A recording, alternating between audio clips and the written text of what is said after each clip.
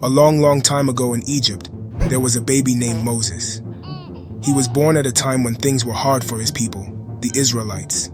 The Pharaoh, who was king in Egypt, was afraid of their increasing numbers. So he made an evil rule. All baby boys from the Israelites had to be taken away. But Moses' mom didn't want that to happen to her baby, so she came up with a brave plan. She put Moses in a basket and gently placed it among the reeds along the Nile River. The Pharaoh's daughter found the basket while she was bathing in the river. She felt sorry for the crying baby and decided to take care of him. So Moses grew up in the Pharaoh's palace like a prince of Egypt, even though he was really an Israelite. When Moses got older, he saw how badly the Pharaoh was treating the Israelites. They were forced to work hard and were often beaten. This made Moses upset, and one day he killed an Egyptian guard that was beating an Israelite slave. After this, he had to leave Egypt, so he ran away to a far-off land and lived there for many years. Then something amazing happened. God spoke to Moses from a burning bush that did not burn up. God told Moses to go back to Egypt and ask the Pharaoh to let the Israelites go free. Going back to Egypt wasn't easy. The Pharaoh didn't want to listen to Moses, so God sent 10 plagues to convince the Pharaoh. There were frogs everywhere, bugs, and even darkness during the day. Finally, after the last and saddest plague, the Pharaoh agreed to let the Israelite people free.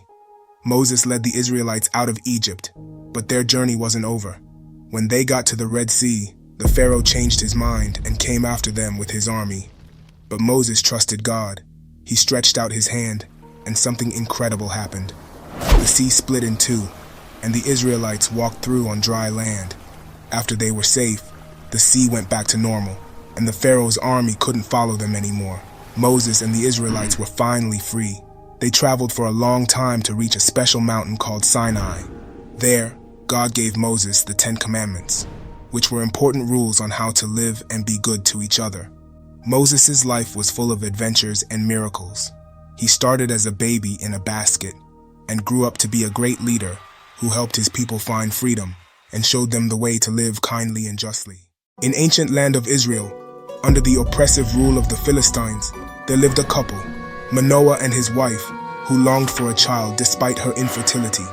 One day, an angel of the Lord brought miraculous news to Manoah's wife. You are barren, but you will conceive and give birth to a son. He will be a Nazirite to God from birth, dedicated to serving God with a lifelong vow. His hair must never be cut, for it will be the source of his supernatural strength. Henceforth, you must abstain from wine and fermented drinks, and avoid all that is unclean. So Samson grew up endowed with immense strength, except for one flaw. He had a weakness for beautiful, reckless women. One day, Samson was calmly walking through the vineyards of Timnah. Suddenly, a ferocious lion attacked him. The Spirit of the Lord empowered Samson, who wasn't just any man. In that critical moment, Samson tore the lion apart as effortlessly as one might crack an eggshell. This act was not merely a display of raw power. It signaled that Samson was a vessel of God's divine plan. Later, he stumbled upon the lion's carcass, which had become home to a swarm of bees. After collecting the honey, he ate it and also shared some with his parents.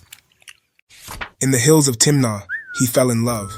Ignoring his parents' concerns about her not being an Israelite, he boldly arranged to marry her.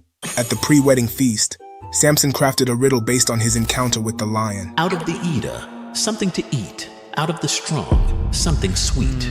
He challenged his 30 groomsmen to solve it, with high stakes. The groomsmen resorted to threatening his wife and her father to extract the answer.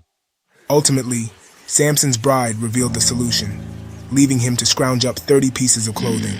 Angered by how his riddle backfired, Samson slew 30 Philistines to claim their clothes. Learning that his father-in-law had given his bride to one of the groomsmen, he sought revenge on them by setting their fields ablaze, using 300 foxes with torches tied to their tails. Afterward, the Nazirite sought refuge in a cave at the rock of Etam. The Philistines mobilized to capture him, but when they were about to seize him, an astonishing thing occurred. Samson broke free from his bonds. Weaponless, he quickly found a donkey's jawbone, with which he killed 1,000 Philistine soldiers.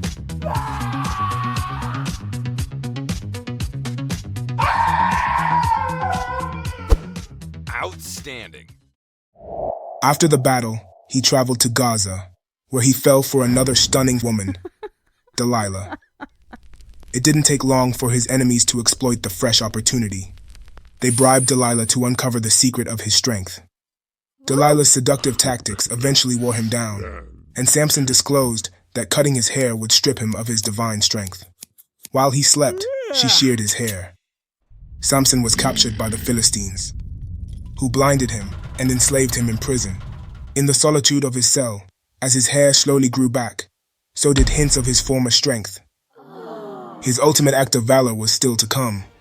Led into a Philistine temple, swarming with enemies, he prayed for strength one final time to atone for his transgressions. God heeded his prayer, and Samson pushed against the pillars with all his might, collapsing the temple, destroying his enemies and himself too. The time of my departure has come. I have fought the good fight. I have finished the race. I have kept the faith. The Lord be with your spirit. Grace be with you all. In this animation, we will explore the life and death of Apostle Paul. Stay tuned. Paul, originally known as Saul, was born into a devout Jewish family in Tarsus, a significant trade center in Asia Minor. From the prestigious tribe of Benjamin, Saul was deeply immersed in Jewish traditions from a young age.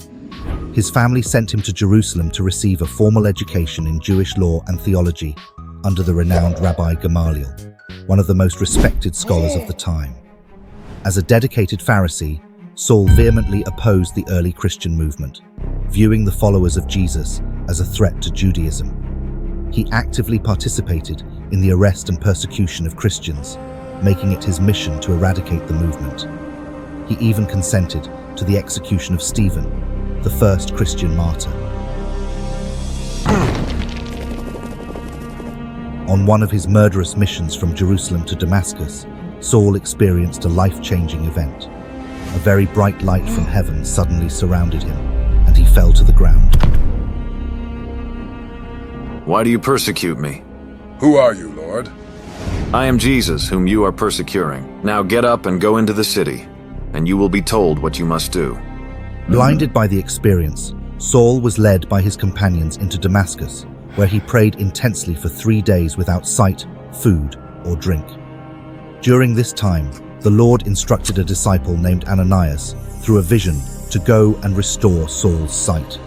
Despite knowing Saul's fearsome reputation, Ananias obeyed the Lord's command. He found Saul at the house of Judas on Straight Street and healed him by saying, Saul, my brother, the Lord Jesus, who appeared to you on the road as you were coming here, has sent me so that you can see again and be filled with the Holy Spirit. Immediately, something like scales fell from Saul's eyes, and he regained his sight. After being baptized, Saul, now known as Paul, began to preach that Jesus of Nazareth was the Messiah. He embarked on several missionary journeys across Asia Minor and Europe, founding numerous churches and effectively spreading the Christian message. Paul was extremely effective as an apostle. As both a Jewish and a Roman citizen, he was able to leverage this status to reach both Jewish and Roman citizens with the Christian message. However, his journey was marked by much suffering. He was often persecuted, mistreated, tortured, and imprisoned. In AD 64, a great fire in Rome affected most areas of the city. So, Emperor Nero quickly sought to blame Christians for the crime, triggering a persecution that resulted in many martyrs. Around AD 67, Apostle Paul was imprisoned again. During this imprisonment, he wrote his last letter to Timothy, but this time he was convinced he would not escape with his life. Time passed, and even the Roman Empire fell, but the church stood firm. Please subscribe, like, and share. Have a blessed day. From the earliest chapters of Genesis, we encounter the tale of Cain and Abel, two brothers born to Adam and Eve. Cain, the older brother, became malicious and selfish. He worked the fields, cultivating crops and tending the land. Abel, on the other hand, was kind and genuinely respected his parents. He became a shepherd, carrying out his work with great love. One day, while Cain was complaining about his work, he confronted his father, saying, Ugh, we work hard, and all we have is this miserable life. I can't take it anymore. Miserable? Are you lacking anything? You have food, shelter, everything. Do you think it's easy for me? Oh, I forgot. You were the lord of this world. If you must know, yes, I was. I had a garden all to myself, blessed by God, but... Go on, man, tell me. Enough. I don't need to explain myself. Now go back to work. On another occasion, Abel asked his father if he could tell him more stories about the Creator. But out of jealousy, Cain interrupted his brother by making fun of him, claiming that he was naive and that the Creator had abandoned them a long time ago. Time passed, and the brothers uncovered the truth about their banishment from paradise. Hoping to bring their parents closer to the Lord, Cain and Abel came up with the idea of offering their most valuable possessions to the Creator. They remembered me, and Abel chose the best of his flock, which pleased me greatly, unlike Cain, who did not do it willingly. As the brothers presented their offerings, suddenly, a sign from the Lord fell on Abel's sheep.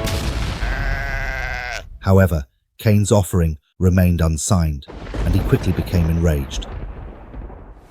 Why are you angry? Why is your face downcast? If you do what is right, will you not be accepted? But if you do not do what is right, sin is crouching at your door. It desires to have you, but you must rule over it. Overcome by wickedness, Cain led his brother into the field. Why can't you see the blessings, Cain? God accepted our gift. Your gift, Abel, like our parents. God only sees you, but this ends now.